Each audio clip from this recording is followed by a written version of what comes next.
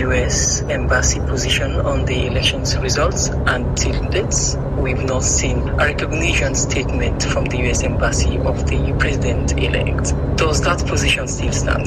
The United States is concerned about irregularities in the results that were announced by the ECSL.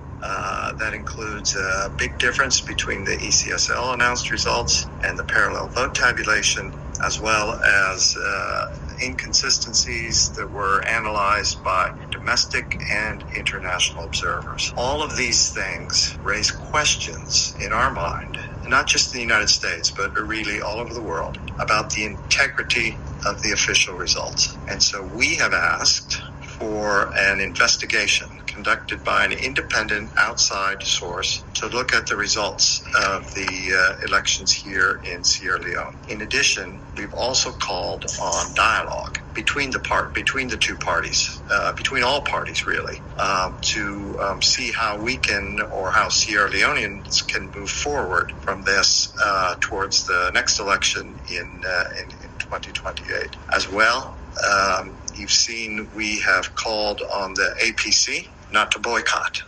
participation in the government. I put out a tweet on that, and that was probably the most controversial thing that I've done since I've been here. I got the most reaction, positive and negative, but we feel that in order for there to be a democracy, you have to have two parties. Both parties have to participate. Particularly, we have to think about the people who voted for the APC. Their voices need to be heard. And so that's why we have pushed the APC as well to participate in the government. Highlighting the issue of transparency in the process, and you are yet to recognize the president, what do you think is the way forward in terms of the U.S. and Australian relationship? President Bio is the president of Sierra Leone, so it's not we're saying he's not president. What we have not done is congratulated him. It's about the relationship. What would happen to the relationship between Sierra Leone and the U.S.? Sir, moving forward, what we're doing is we're sort of doing a review of all of our programs, all of our government-to-government programs. What's not going to change is the work that we're doing with the people of Sierra Leone. It's really our focus here is on the people of Sierra Leone. So that the health programs that I mentioned before, we're going to continue with all of them. We may even expand some of our health programming. We're going to really focus on, helping people, helping their lives improve. We will continue to be there no matter what for the people of Sierra Leone. Calling on dialogue, we've seen the president setting up an electoral reform group headed by the vice president. What does the U.S. Embassy make up of this body set up by the president, headed by the vice president, to look at or look into happenings of the 2023 elections? What we have called for is an independent look at what happened, an independent outside look at the 2023 elections. Any commission that's headed up by one of the political candidates in the election cannot be independent or non-biased. That's just the way it's going to be. The vice president, I know the vice president, I have a lot of respect for him. I respect his integrity. But because he was one of the candidates, we don't see that as the proper means to take a look at what happened in the past and what will happen moving forward. If you talk to government officials, they will tell you that the process will be credible. As I said, it's just not possible for someone who was a candidate in the election to then look at the process and be not biased.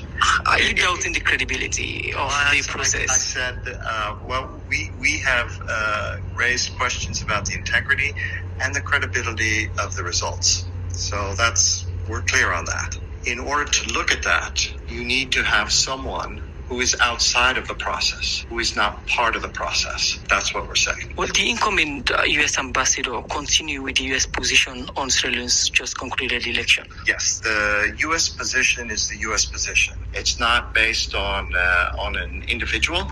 Certainly when the new ambassador comes here, he'll have his own style, he'll have his own way of doing things, but it's the position of the United States government, not of one individual in the government. And one of the development programs that the government of Sierra Leone was looking forward to was the MCC Compact, and this is based on several factors. Does this election in any way affect the compact? Yes, it does. So in the year or two preceding the compact, we were very clear with the government of Sierra Leone that in order to get a compact, they needed to have a fair, free, open, and transparent election.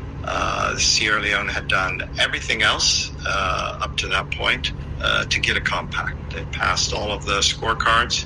In some areas they did very well. But we said the one remaining thing would be a fair and free election. Given the fact that there are all sorts of questions about the results, we're taking a look, as I said, we're taking a look at everything, and that includes the MCC Compact. Now, confirming that the outcome of this election will affect the compact, someone listening to you would like to know, how would it affect the compact? Because after the election, there were several rumors that the U.S. government has cancelled the compact development program in Sierra Leone. Is that the case? It's not been cancelled outright, but what we're doing is we're slowing down. We're taking a pause. We're going to see what the government of Sierra Leone does next before we move forward with the compact. What are these things that you expect to see Sierra Leone government do before you move on with the compact? Sure. We have communicated to the government basically what I said before. We'd like to see an outside independent look of the election, and then we'd also like to see the government be open to a dialogue with civil society, political parties, everybody moving forward. You've laid emphasis on this independent body to look into the elections. Where do you expect these bodies to come from? I think the preference would probably be to be outside of Sierra Leone, because inside of Sierra Leone, it's so polarized. And when I say someone independent, I mean not only someone in the government or the SLPP, but also it shouldn't be an APC partisan. It shouldn't lead the investigation. It should be someone completely divorced who does not have family ties or ethnic ties or political ties to the government or to the opposition. Quickly, let's look at the economy over the past 2 years. What do you make up of government activities with regards to the economy? It's been a tough couple of years for the economy in Sierra Leone, and a lot of it is not the government's fault. There have been shocks to the system, due in part to Russia's invasion of Ukraine. Has triggered a lot of supply chain problems as well as inflation. My country has suffered from inflation